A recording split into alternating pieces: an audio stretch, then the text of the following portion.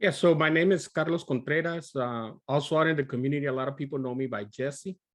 Um, I've been in the community here in Calexico for over 23 years now. My wife is from this area and she grew up in Calexico, went to school in Calexico. Um, I have three kids, currently two of them that graduated. I have one at UCSD and one at USC, both girls, and they graduated from Calexico High School. And then my boy is a junior. And as always, one of the things that I enjoy doing is coaching basketball. I've been a basketball coach for a little bit over 12 years for a feeding program. I had the opportunity to coach last year in the JV team for the boys at Calexico High School.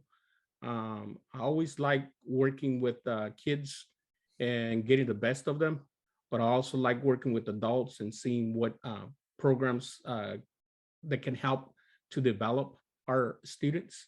One of the biggest fears for me is, when we do lose good teachers or we do lose people out in the community that provide services to our kids, and they don't get replaced. So a lot of times it's just kind of working with our community. I enjoy doing that. Um, I was the interim director and I was the assistant director for about 13 years at Workforce Development in Imperial County.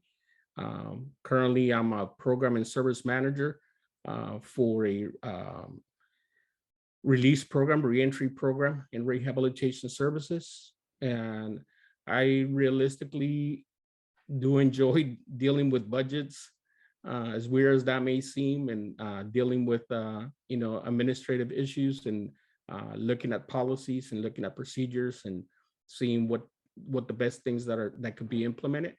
And one of the things I do enjoy is being involved in the community, and that's practically me in a nutshell.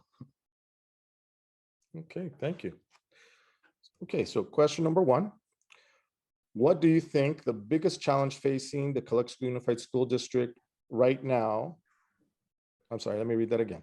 What do you think is the biggest challenge facing the Calexico Unified School District right now, and what is your plan to address it? So I think right now, with the everything that has gone on over the last 2 years and a lot of different type of negotiations, one of the things that I was looking at is the way that the policies that were implemented in 2010 haven't been revised or looked at, and that also has a lot to do with the current budgets, where we have a rolling budget on a year after year, but it doesn't seem that there is like a 5-year plan or a 5-year budget that takes into consideration all the historical expenses that take to operate our schools, and takes into consideration where we need to be at salary wise to be able to attract new people, to be able to keep people here that are currently working with the district, and just to meet some of those challenges that I know that there's a lot of financial impacts that happen from time to time, but I think that the school district it's pretty healthy. It's just the way that the administrative part of the budget is being done that I think it just kind of blurs things, in decision making, rather than to allow us to say, be clear with what's available and how much money needs to be spent, and where the money needs to be allocated. One of the things that I think I would like to do with that is take a look at the revision, see which parties need to be involved in each one of the sections, and invite people to participate, invite people to say, okay, how can we do this better? A lot of times it's not that we are like the best person at it, but I think in every district and in every school, you have somebody that's really good at certain things. And it's kind of like going out there and headhunting internally to find the right people that can deal with the problems that we may be having, both on the budgetary areas and the policy areas, and make it more less of a consultant type of work and more of an inclusive work for our school district. Thank you. Question number two. What motivated you to run for the school board, and what do you hope to achieve? Okay, so I think my first motivation is my kids. you know, my kids were well taught, in school at all levels. They I think sometimes they overachieved, and I think we have great teachers, but I think they're undervalued. I think a lot of times we could do that. We could duplicate that with a lot more kids. We could introduce new programs. We could definitely strengthen certain programs, like for example, like the STEM program, right? Having a true value to a STEM program in Calexico rather than what we don't have now. And you know, just kind of looking at some of the arguments that kind of kept coming back and forth within the board and the way that we negotiate certain things. I just find it to be redundant, just a lot of people just wanting to get things done, but not really finding solutions. And I think, one of the things that I want to do is be able to provide solutions and be able to seek solutions from within. And then the other thing that I see that they have a lot is excessive contracting with consultant work. That in reality there may be little that is gained from that, especially when you have them that they're from outside Calexico and don't understand the system or the things that need to happen within our area. And it's kind of like if I go and ask Mr. Santos, what is it that you need? And, you know, and I'm just collecting that information when I could just directly be working with Mr. Santos or Ms. Guillen or anybody else, versus me having to hire somebody to go ask the questions. It just seems like redundant and, an underload of work for somebody else. And it's just realistically, it's a lot of money that goes out there. Okay, thank you. This third question is a two-part question. What do you see as the board's responsibilities, and what do you think is expected of you as a board member? Okay, so on the second one, I think the expectations are set by the public, right? When we go out there and we say, hey, I want to work on budgets. I want to make sure that we get better policies. I want to make sure that our schools have additional programs. Everything that we may promise during a campaign, I think it's reasonable for people to hold us accountable for it and say, you said you were going to do this. How are you going to do it? And then now that you're in there, how long is it going to take?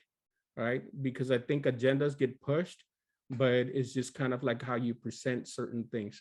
My responsibility, I think it's more of providing certain guidance, making sure that we stay with dealing with the issues that are at hand, right?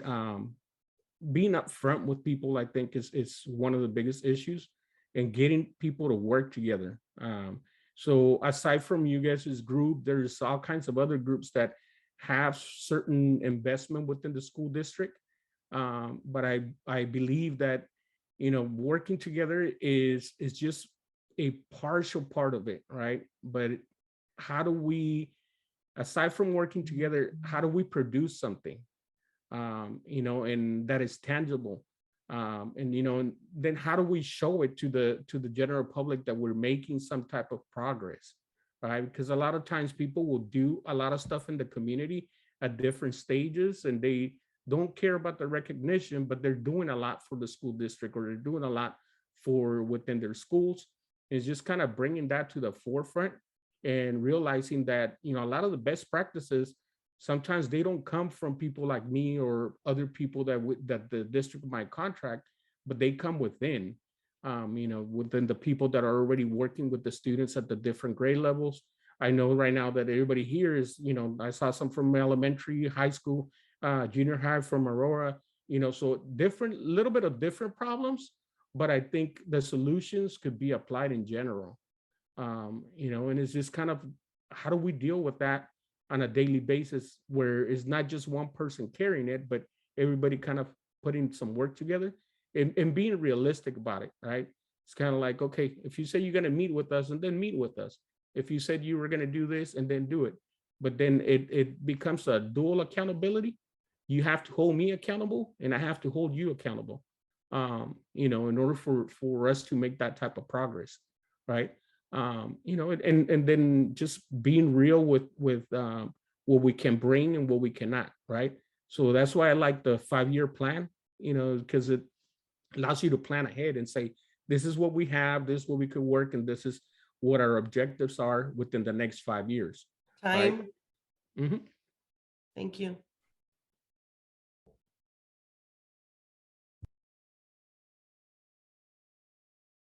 I think you cut off. There you go. Any closing statements? Yeah, no, one is I really like to take the opportunity to thank you all for inviting me into this. My information is out there. My phone number is 760-234-0771 if you need to call me for anything, or if you have any questions prior to the elections or after the elections, regardless of how everything goes. Pretty much I'm open to any type of comments that you guys may have or any type of suggestions that you may have. And also, I think it's just kind of looking ahead and working together.